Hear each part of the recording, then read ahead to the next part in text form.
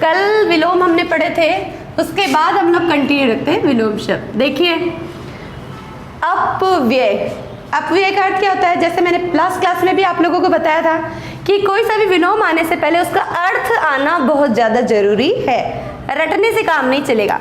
तो अपव्यय का मतलब क्या होता है? अपव्यय यानी व्यय का अर्थ क्या होता है? व्यय करना, व्यय यानी खर्च। अप लगा हुआ है उसके आगे उपसर्ग, इसका मतलब क्या होता है? अधिक मात्रा में खर्च करना। अपव्यय यानी बहुत अधिक मात्रा में खर्च करना। तो इसका विलोम क्या हो जाएगा? मितव्यय। क्या हो जाएगा? मितव्यय। मितव्यय का मतलब है कम मात्रा में खर्च करना। अपव्यय का मतलब होता है बहुत अधिक मात्रा में खर्च करना। मान लीजिए हमारे पास कोई 1000 रुपए हैं और हम उस 1000 रुपए को बिना सोचे समझे अविवेकपूर्ण गलत तरीके से खर्च करते ही जा रहे, तो वो क्या हो जाएगा? अपव्यय। क्या हो जाएगा? अपव्यय।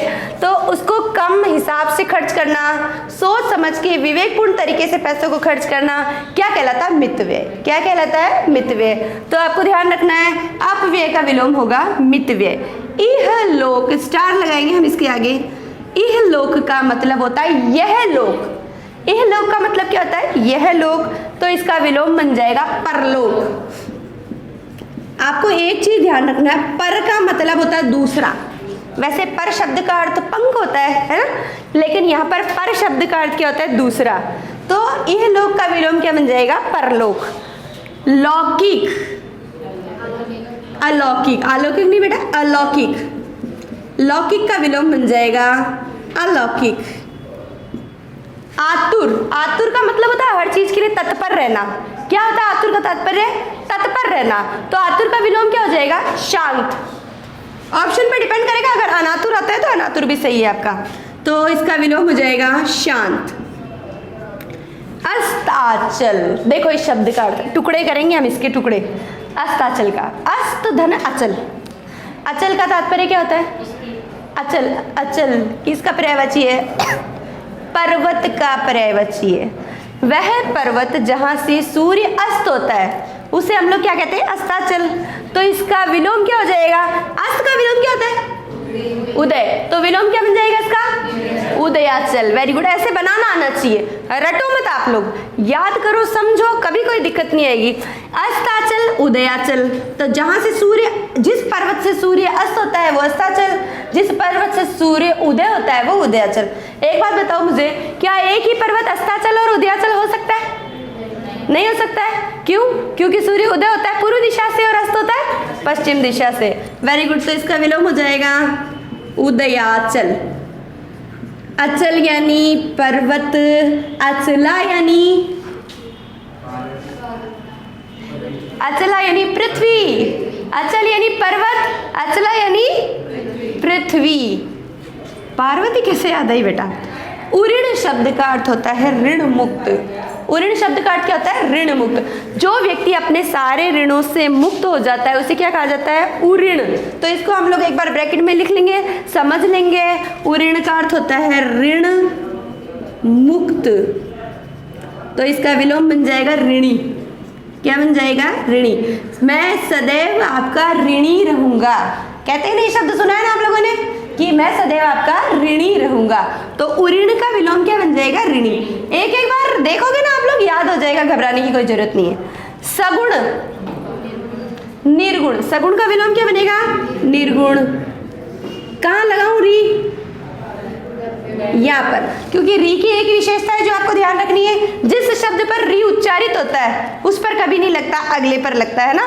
सगुण और निर्गुण ईश्वर के प्रकार है, जिसकी जो रूप रंग लेता है, जो ईश्वर जो रूप रंग आकार प्रकार है वो सगुण कहलाता है। जैसे कि हम पूजा करते हैं बालाजी की, माता जी की, शिव जी की, हम सगुण भक्ति की आराधना करते हैं, है ना।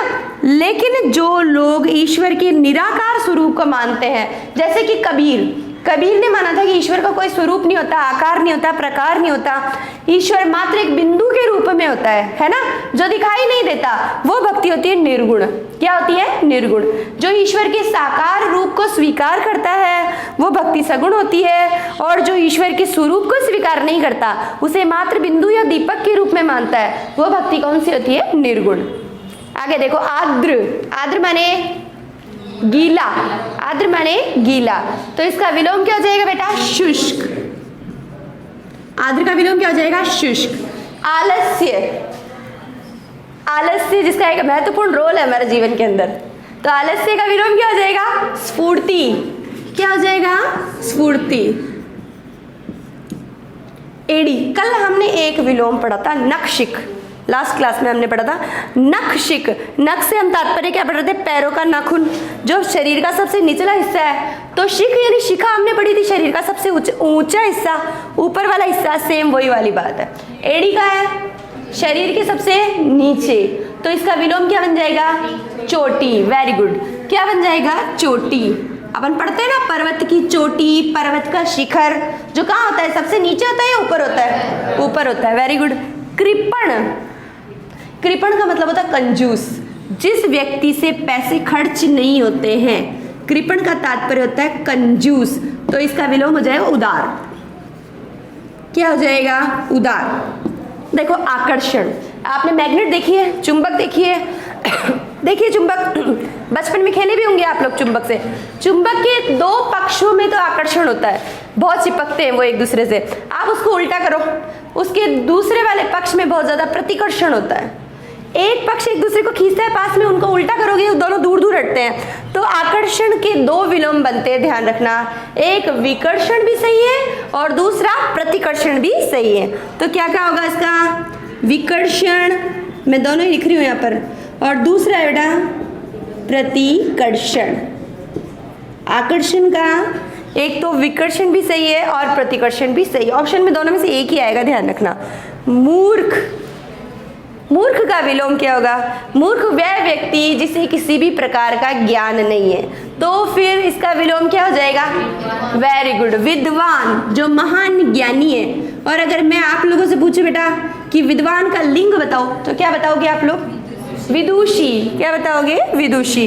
निंद्य, निंदा करने योग्य। एक चीज आपको ध्यान रखना है, देखो ये जो निंद्य शब्द है ना, एक बार देखो, ये जो ध्य है इसको मैं ऐसे भी लिख सकती हूँ ना, इस शब्द को मैं ऐसे भी लिख सकती हूँ। ये अगर यह जो शब्द लगता है ना, इस यह शब्द का तात्पर्य होता है योग्य। क्या होता है? योग्य। तो निंद्य का तात्पर्य है निंदा करने योग्य। लास्ट क्लास में हमने निंदा का विलोम पढ़ा था। निंदा का विलोम क्या होता है? स्तुति। निंदा यानी बुराई करना, चुगली करना, इसका विलोम होता है स्तुति यानी प्रशंसा करना। तो निंद्य का मतलब होता है निंदा करने योग्य, इसका विलोम हो जाएगा वंद्य। क्या हो जाएगा? वंद्य। इसका तात्पर्य है वंदना करने योग्य। क्या तात्पर्य हो जाएगा? वंदना करने योग्य। मिलन का विलोम क्या होगा? मिलन होता है एक तो, और एक क्या होता है? विछोह। क्या हो जाएगा? विछोह। जिस लैंग्वेज में हमसे पूछ रहा है ना, उसी लैंग्वेज में हम लोग आंसर देंगे। मिलन का विलोम हम बिछड़ना नहीं करेंगे, क्या करेंगे? विछोह। लिखो बेटा।